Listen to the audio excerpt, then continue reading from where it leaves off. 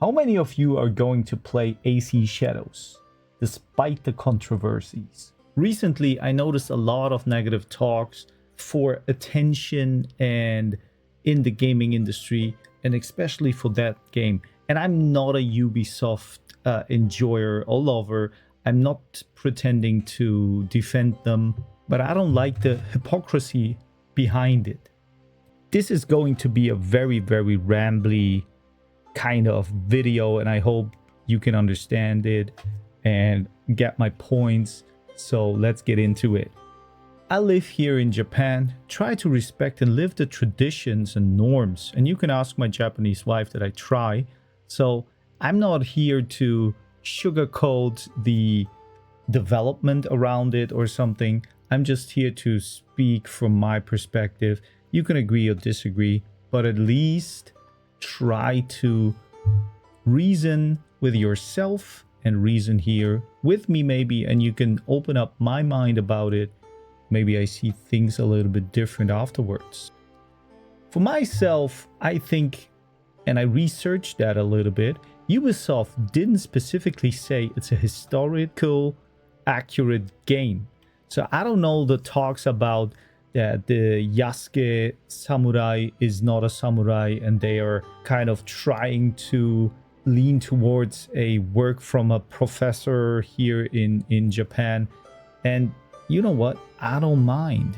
To be honest, I think there was no game whatsoever that was ever made 100% accurate, because that is impossible.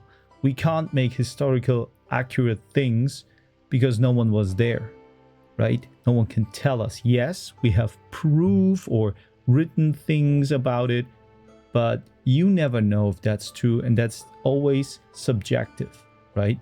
Plus, when you look at it, Ghost of Tsushima was not accurate, and no one was mad about it. Everyone loved it, or no one complained. For example, that the foxes lead you to a shrine.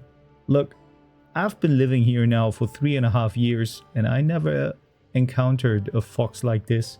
Maybe they're extinct or something, but you know, no one cared back then because the game maybe was different, or the studio behind it was different, right?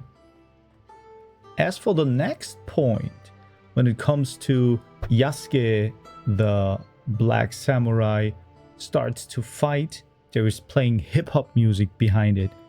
I don't know about you, but for me, that's a little bit like creative freedom from the developers, and it freshes up the whole situation instead of always having the same cultural appropriate sounds or Asian Japanese sounds.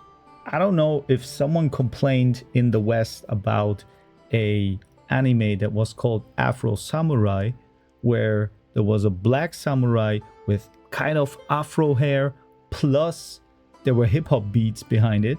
No one cared. No petition was made. I don't know about you guys, but that sounds a little bit hypocritical, and it fits the agenda and the talks in our time right now.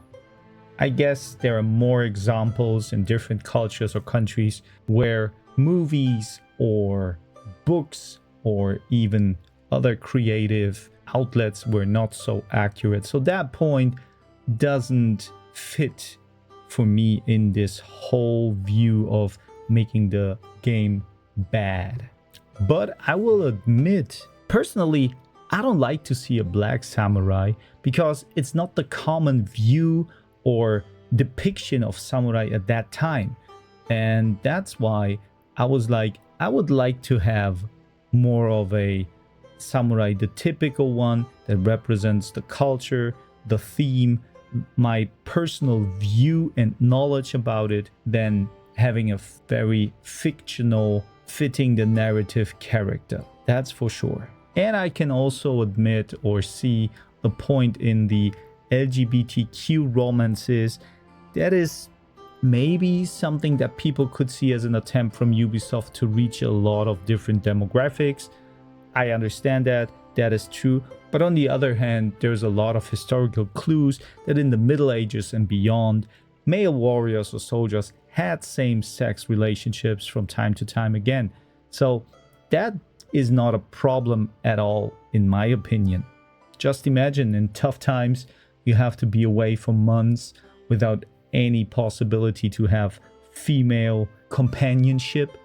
So you turn into someone who is maybe one of your group guys or something like that, or your band, war band, so to speak, and you build a deeper relationship with this person because you have to trust him anyway, right? That he protects you and you protect him. And now to the last point about the One Piece sword or the Zoro sword thing.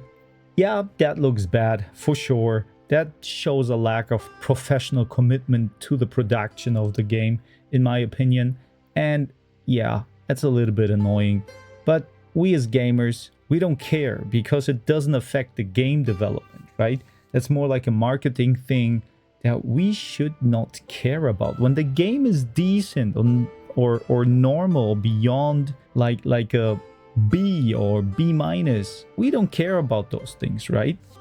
In summary, for me as a conclusion, I would say if you don't like the developer, if you don't like the controversies or the agenda the game creates, then don't participate in this negative talk, but vote with your wallet and just don't buy it. That's the point. Like, why always create so much buzz around it just for clicks, just for attention, just to show that someone is maybe messing up their job, right? It is what it is. You can do it, but do it on a level that is not always insulting or negative, but more creative maybe. So that's from me. I hope you liked it, and I see you in the next one. Peace out.